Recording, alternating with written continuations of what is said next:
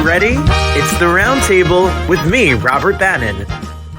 Hey, Roundtable family. My name is Robert Bannon. You're listening to us on the Broadway Podcast Network or over here on Broadway World or on social media, wherever you're listening to us. Thank you. Thank you for being here. And I love new works. And I think I feel fancy because I think Fog and Filthy Air is like a Shakespeare quote if I went to acting school. Maybe? Am I wrong? I've been wrong all day today, so I could be wrong. But we have a playwright, we have the director, and while we're talking about, I want people to go to theaterforthenewcity.net and get your tickets for this March because this new show is coming your way. What is it about? Who's in it? Why did they write it? Jonathan, how did you direct it? Tom, what made you write it? We're going to get all these answers. Jonathan Weber, welcome to the show. And Tom, I'm scared to say your last name. Diriwachter. That's exactly how I was going to say it. Exactly. Perfect. Thank you both for being here. Congratulations. Thank you. Thank you for having us.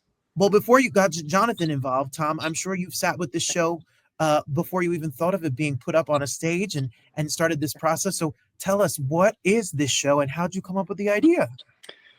So it's semi-autobiographical. It's something that kind of happened to myself and my family years ago, probably about 30 years ago. My parents went on a road trip, their first vacation since probably since their honeymoon, without me tagging along at various ages. And they went to Nashville and Memphis. And driving from Nashville to Memphis, they hit a fog bank. My father was driving, and I got a phone call from my mother, who said, "If I ask you, in a hushed voice, if I ask you, will you take a bus out to Memphis and drive us home?" And I said, "Yeah, of course." I said, "What's going on?" And she said, "Well, I'll call you tomorrow and let you know, give you more details." She called the next day and said things were okay, that my father would drive them home. They cut their vacation short and came straight back. But this play is kind of an imagining if what would have happened if I had to go out to Memphis. That's so. Whoa! So that was the real experience. Yeah. How long have you been working on it? You know, I hadn't thought of the incident in probably 30 years, and I had this meandering conversation with a friend of mine, sometime in 2024, and it came up, and it just would not leave my mind. So I started waking up with scenes in my head and started kind of writing feverishly. And 10 days later, I had a play. I can't help the brides here. Sorry about that. Whoop. Siri's just joining us here. Welcome. I love when they join in. It's the extra person in the chat. Jonathan, when was the first time you read the script and what made you say, like, let's go, I want to direct this story? And what's the heart of this story? Well, you know, I have been working with Tom and directing Tom's plays for 15 years now. We've worked together a number of times. This is the fourth full-length play, and probably the 13th or 14th work of his in total that I've directed. So we've had a good relationship over those years. So you know, we at Theater for the New City, and I should mention I'm also the GM of Theater for the New City. Do a festival each year over Memorial Day weekend, the Lower East Side Festival of the Arts, and Tom has always given me a short piece to direct, and sometimes it's been a piece from something else that he's been writing, and so he came to me. I came to him probably last March and said, you know, do you have anything you want me to do for the festival? And he sent me the whole play. I wasn't expecting to get a whole play from him, but he said, I've got this new play that I've written, and let's pick a scene from it and do 10 minutes of it. So we did the 10 minutes, and I said to him, you want to go forward with it? And he said, yeah, let's go. I mean, does it get easier than that? As a GM, he just sent you the whole thing ready to go. So that's the easiest production I've ever taken part. Yeah. Well, Tom, I was reading about you. This is your 8th full-length play and your 4th one that's been in this space. Right. And without me knowing tons about, I want to know more about Theater for the New City. Why is Theater for the New City for you, Tom, a place that you want your work to be put up? What about it makes you say, like, this is where my word should be heard? Well, I love the fact that if you write a play and they like it, they let you put up your play. You'll develop it, you'll do a reading, you'll get feedback, but you don't get a lot of interference. So I get to see my vision put up on stage, with, of course, with the aid of John and the cast. And it all comes together, and there it is. Sounds good to me. That sounds like an artist's heaven. Jonathan, what can you tell us about the theater and why you're there? What is your mission of the theater, and what is all going on down there? Well, Theater for the New City, of course, has been around since 1970 in multiple locations. We've been in this location on First Avenue since 1986, and we were founded by Crystal Field, who still runs the theater 54 years later. And our mission has always been new works, opportunities for playwrights to get their work out, to have their voice heard, and really,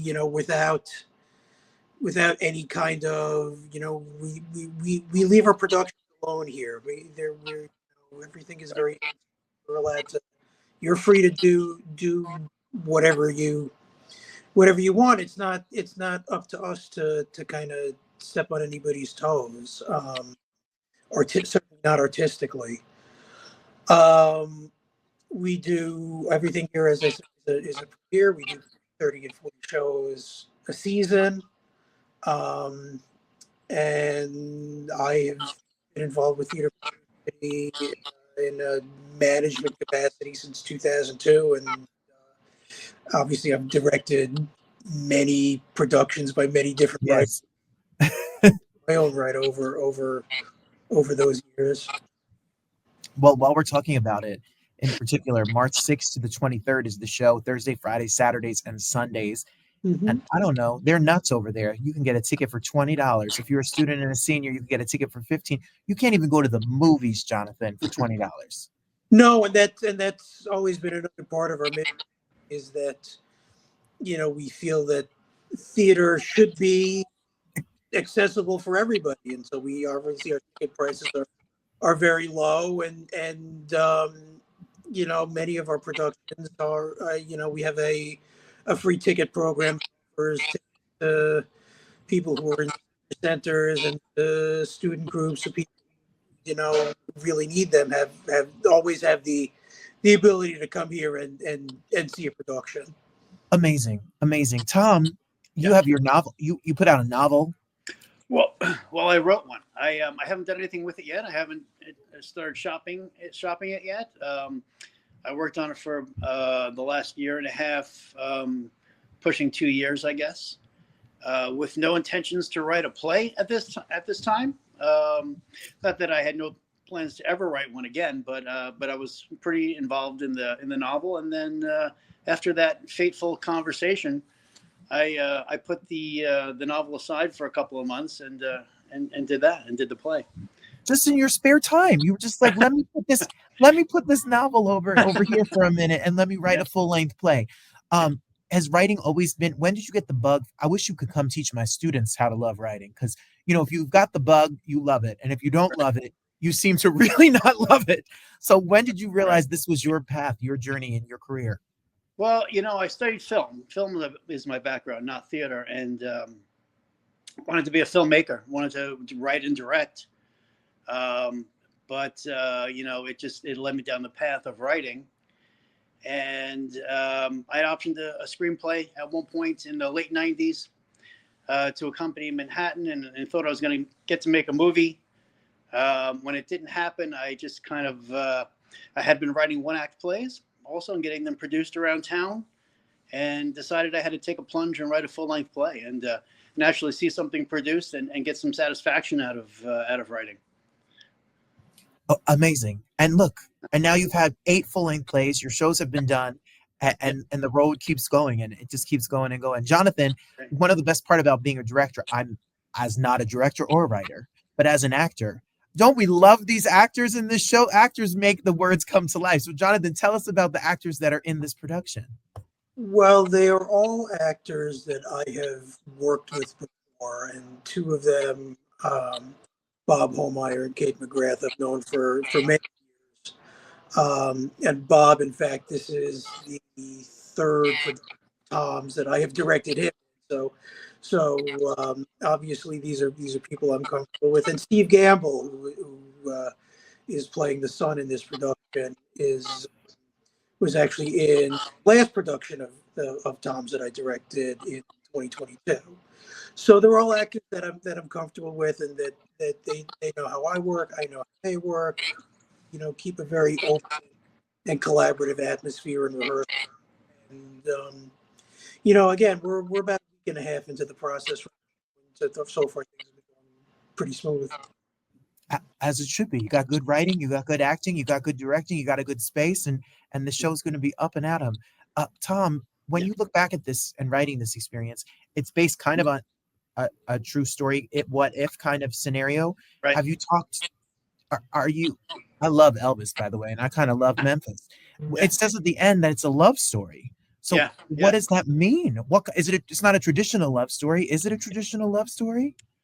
Well, I think it's a love story between the parents, you know, and at the end of the play, you realize what leads to this father's kind of breakdown, and I don't want to give too much away, but a lot of it has to do with his fear of having to protect his wife, his bride, and I think their love shines through the play. I wouldn't say it's a romantic play. I think there's a lot of humor in it. There's a lot of dark humor, a lot of tension. But I think in the end, it's a love story of sorts. Yeah. Does your extended family or any of your family know that you wrote it? Have they heard it? Have they seen it? No, not yet. My mother's passed away. She passed away about 12 years ago. My father knows I have a new play. I haven't broken it to him yet that it's his story. I just kind of have that story of Sam. I think it's Sam Shepard, right, where his father comes in and sits in the first row. Yes. Of one of his plays and says, "This isn't how it happened at all." So.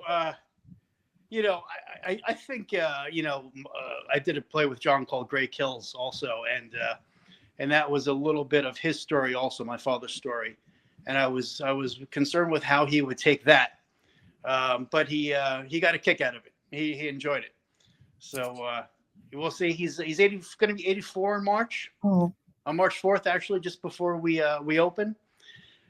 So he still gets around, but traveling into the city might be a little complicated for him. So we'll see if he makes it to this one. We'll see. Well, just the fact that you did it is quite a love letter to them for sure as well. Yeah. Congrats on that. That's so beautiful. I'm not writing my parents anything. See, Tom, you're a good son. You're a good son, Tom. Jonathan, is it intimidating that Tom's kind of a character? It's his family. Like, he trusts you to take his words and tell the story in the show, and he's looming, I'm sure, in rehearsal rooms or ready for opening night. So how do you handle the relationship between the playwright and the director? Well, no, I don't find it intimidating. I mean, I obviously I have my own process, and to his credit, Tom is pretty good at kind of leaving me alone and letting me letting me